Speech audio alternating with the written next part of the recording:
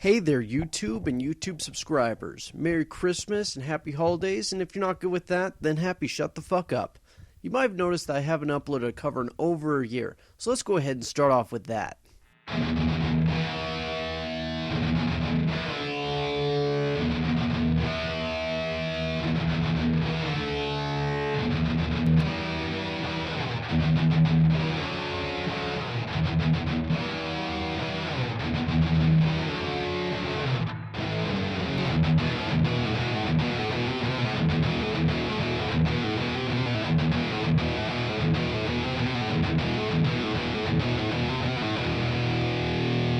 Alright, now that we got that out of the way, I wanted to start something new for this channel. I enjoy doing covers, but for me, looking into the history of music has always been a huge interest of mine.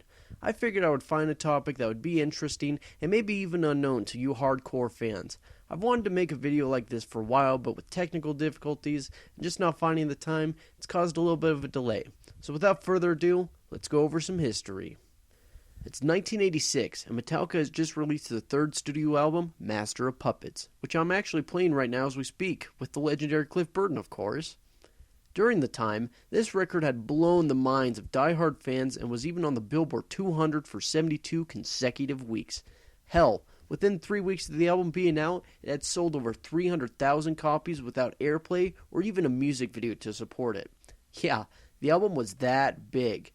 Now, of course, in today's world, that seems like nothing. Even considering the pop records at the time, this didn't touch any of those. But remember, this kind of music was in its early years, and being on a major label is rare for bands that had lyrics such as "Bodies filled the fields I see" and "Slamming through, don't fuck with Razorback."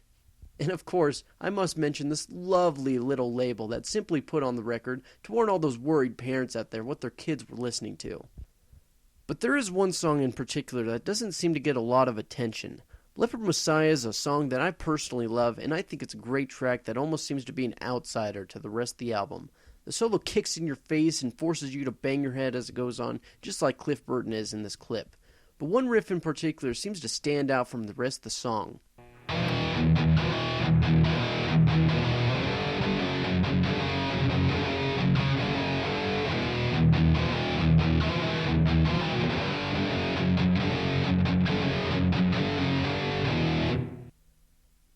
Now, you might not realize this, but Dave Mustaine had actually come out and claimed that he had written that riff. An unofficial source even claims that Dave had said in an interview that the band used my work without giving me credit so they could rip me off. Now, Kirk Hammett is later interviewed by Guitar World magazine and denies that Dave had anything to do with the song. Although I don't doubt that Dave could have maybe made up the claim for attention or unknown reasons such as just hating the band, the riff does have an early Mustaine sound to it, and I'm not going to deny it. It sort of reminds me of a chorus of Ride the Lightning.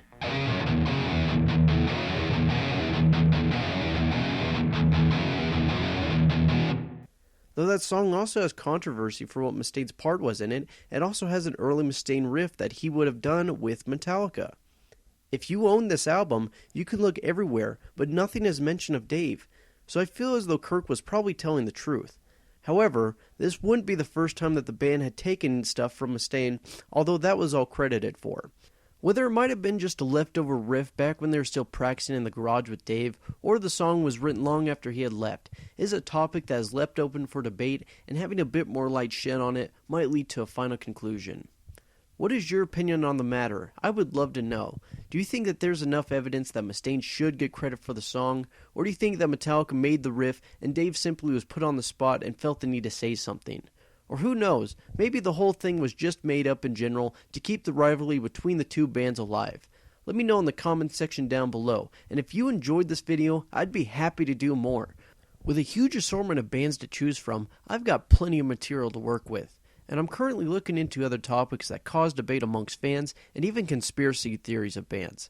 These videos are all for fun, and it gives everyone a chance to voice their own opinion. And of course, hopefully they help you learn something that you didn't already know. And until next time, this is ZZZ saying metal up your ass.